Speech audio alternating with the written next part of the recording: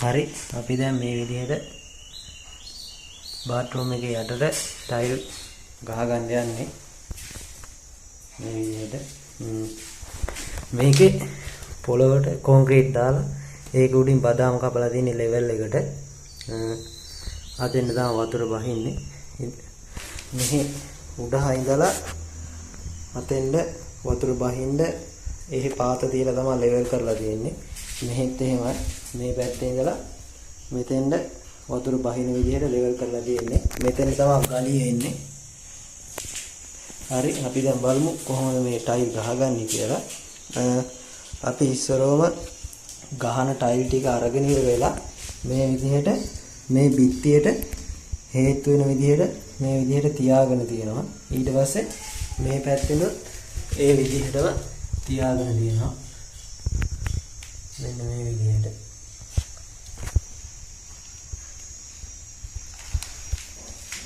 මොකද මේකේ මුළු පරස් ගිහින් තිබ්බොත් එහෙම ටයිල් එක ගහගෙන යද්දී ඉස්සරහට එන්න ඇද වෙනවා ඒ ඇද ඉස්සරෝම ටයිල් එක ගහන්න කලින් නිකන් ටයිල් ටික අතුරලා බිම අපි මුළු පරස් අරගන්න ඕනේ දැන් මේ විදිහට තමයි අපි මේ මුළු පරස් අරගෙන තියෙන්නේ අර එහෙ පොඩ්ඩක් ලොකුවට තියෙනවා ඈත මෙහි ලඟ වෙලා තියෙන්නේ මෙතනින් ළඟ අරගෙන අර එහෙ ඈත වෙන තරම අරන් තමයි අපි මුල් පරස් අරගෙන තියෙන්නේ මේ පැත්තෙත් එහෙමයි මේ විදිහට ඔයාලත් ඉස්සරලා ටයිල් ටිකක් බිම අතුරලා ඒ පරස් අරගෙන ඉන්න ඊට පස්සේ අපි මෙතන ගලි කවරේ එන තැන ටයිල් එක කපාගෙන ඉස්සරෝ මේ ටයිල් එක තමයි ගහගන්නේ මෙතන ඉඳලා තමයි ආරම්භ කරන ටයිල් ගහන්න ඔය විදිහට තමයි තියෙන්නේ එතකොට ඔයාලා තව දෙයක් බලන්න ඕනේ මේ විදිහට ටයිල් ටික පෙළ අතුරපුවාම මේ ඔයාලා මේ විදිහට අපි ගහපු බිත්තියට ගහපු ටයිල් ටික තියෙන්නේ ඒ ටයිල් එකේ ඉඳලා මට්ටල්ලියක් මේ විදිහට තියලා මෙන්න මෙතන බලන්න මේ මට්ටල්ලියේ මෙහා පැත්තට එනවද කියලා ටයිල් එක ගොඩක් මේ එළියට එන්න ටයිල් එක ගන්න එපා මේ විදිහට පොඩ්ඩක් ඇතුල් වෙන්න ගන්න නැත්තම් උඩ මේ ටයිල් එක ගහද්දී අතන හිස්තනක් එනවා ඒ හින්දා තමයි ඉස්සෙල්ලා මට්ටල්ලියක් දාලා ඔයාලා දෙපැත්තෙන්ම ඒක බලා ගන්න ඒ බලාගෙන තමයි මුළු පරස් යන්න ටයිල් එක තියලා මේ පරස් අරගන්න ඕනේ. හරි ඊට පස්සේ ඉතින් ගහගෙන යන්න තමයි තියෙන්නේ. අපි එහෙනම් බලමු දැන් කොහොමද ගහන්නේ කියලා. හරි අපි දැන් ටයිල් එක ගහගන්න යන්නේ. අපි මේ පැත්තේ ඉඳලා තමයි මෙහි ඉස්සරහට එන්නේ. අපි දැන් මේ පැත්තට එළලා තිබ්බ ටයිල් ටික ගලව ගත්තා. මේ පැත්තේ ටයිල් ටික ගලව ගත්තේ නැහැ. ඒ ටික හොලවන්නේවත් නැතුව ඒ විදිහටම තමයි තියලා තියෙන්නේ. වෙනස් වුණොත් එහෙම අර පරස් අරගත්ත එක වෙනස් වෙනවා.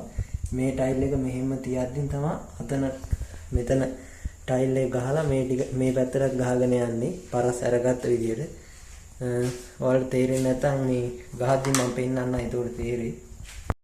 හරි අපි දැන් මෝටා දාගත්ත බිමට මේ දාලා මේ විදිහට රේකෙන් ඇදගෙන තියෙන මෝටා දැන් අපි ටයිල් ගැටේ මේ විදිහට තියලා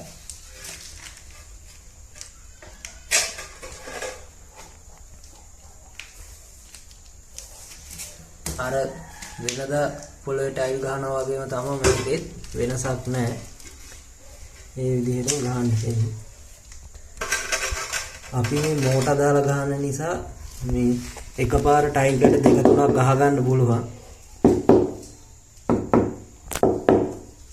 ඔයාලා සිමෙන්ති කලවම් කරලා ගහනවා නම් එකපාර ගහ ගන්න අමාරුයි. මොකද සිමෙන්ති ටක් ගාලා හයි වෙන හින්දා මේ මෝටා හැම හයි වෙන්නේ නැහැ. ටිකක් වෙලා තියෙනවා. එතකොට එකපාර ටයිල් ගැට දෙක තුනක් ගහ ගන්න පුළුවන්.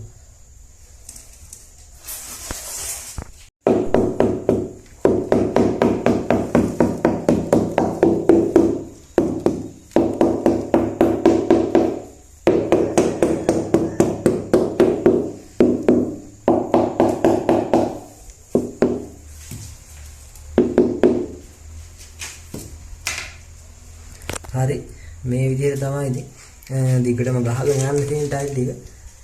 හරි අපි එහෙනම් මේ ටයිල් ටික ගහගෙන ඉමු.